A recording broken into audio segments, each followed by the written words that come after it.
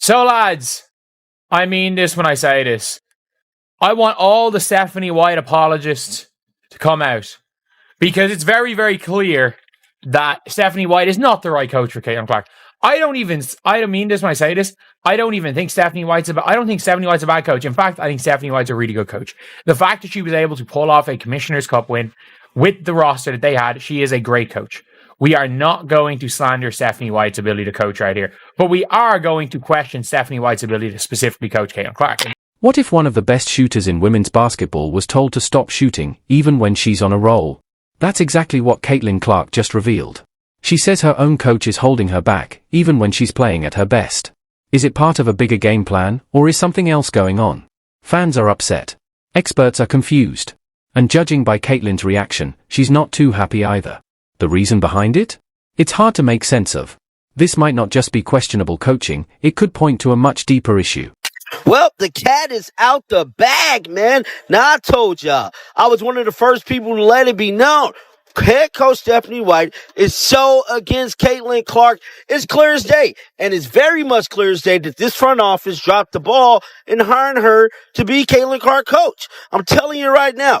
Stephanie White do not want Caitlin Clark to shoot the ball. It's clear as day. She want to run this motion offense. And quite frankly, Caitlin either need to get the hell out of Indy or the front office need to make it their business to hire a new coach, man. This is exactly what fans were worried about. Caitlin Clark, arguably the most exciting scorer in women's college basketball history, finally makes it to the pros, only to be told to play it safe.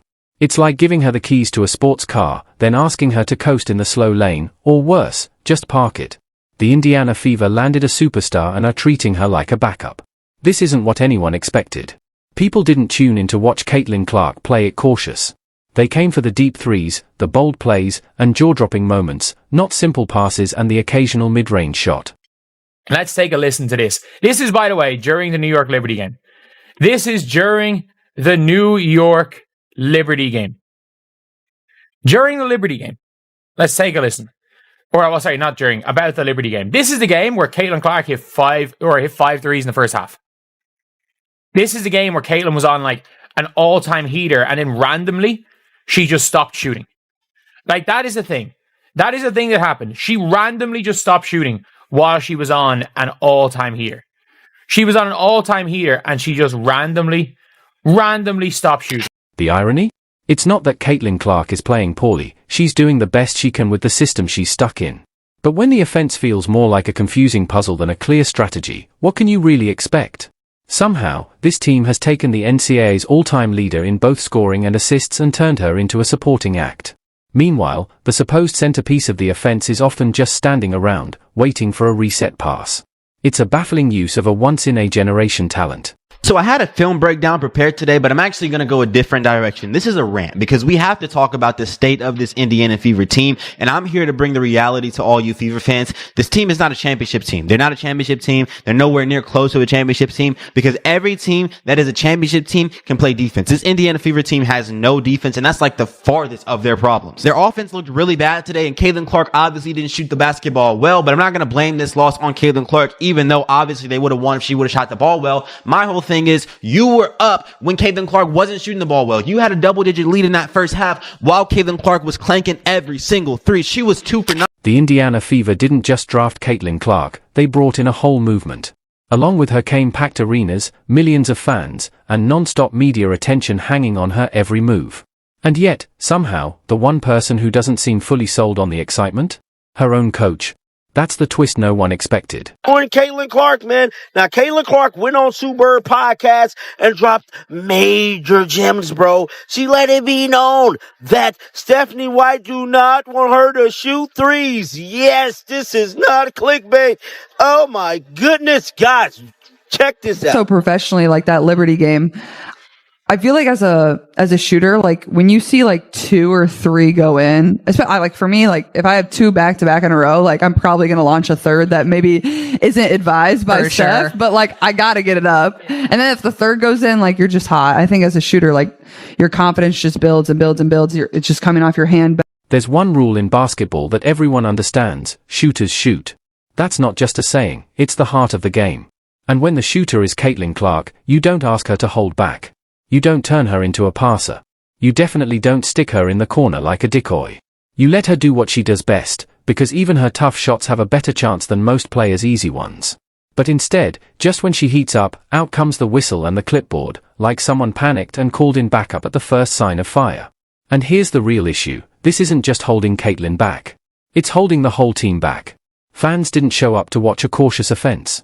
They came for excitement, for those deep threes, bold plays, and unforgettable moments. That's what fills arenas. That's what made her a star. That's what makes the game fun. But right now, the offense looks stuck in the past, like it's trying to win games 54-52 in a league that's moving on. Sure, defense matters. Grit matters. Long possessions and tight coverage have their place. But when that mindset starts smothering your best weapon, it's a real problem.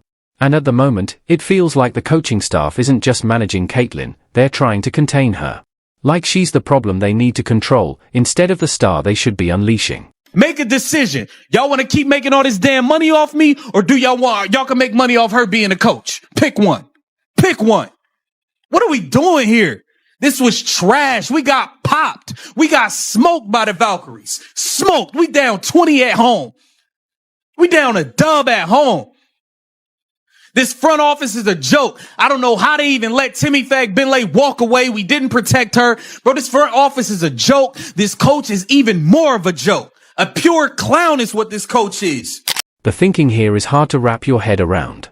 You bring in the most dynamic offensive player the game has seen in years, and instead of building the offense around her strengths, you plug her into a system that doesn't seem built for anyone. It doesn't look modern. It doesn't look bold. It looks cautious. Like the goal is to keep games close, not to take over and dominate. And here's what's even more confusing. Every time Caitlin starts to find her rhythm, hits a few threes, takes control of the pace, something shifts. She's either taken out or the offense suddenly runs away from her. It's predictable at this point. Just when she starts cooking, the game plan shuts her down. That's not how you treat a player like Caitlin Clark. You don't ask her to change her game to fit into a system. You let her lead. You let her shoot, score, inspire, and win. And the idea that she needs time to develop in this setup? That's just not true. She didn't come in as a project. She came in ready.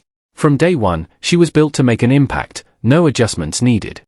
Why not? Stephanie White, why not? It always works. Two defenders are always going to go with Caitlin Clark. There should never be a play where Caitlin Clark brings the ball up the court and then she passes it and she runs off the playoff ball. Every single possession, there should be a screen, whether it be a Leah Boston, whether it be a Kelsey Mitchell who's going to cut, whether it be a Natasha Howard, literally any player. They set Caitlin Clark a screen at the top of the key, and off that, your whole offense should function. I don't care what Stephanie White wants to do with this motion offense thing. Literally, all you have to do every single time you have a practice is worry about what to do after the double team.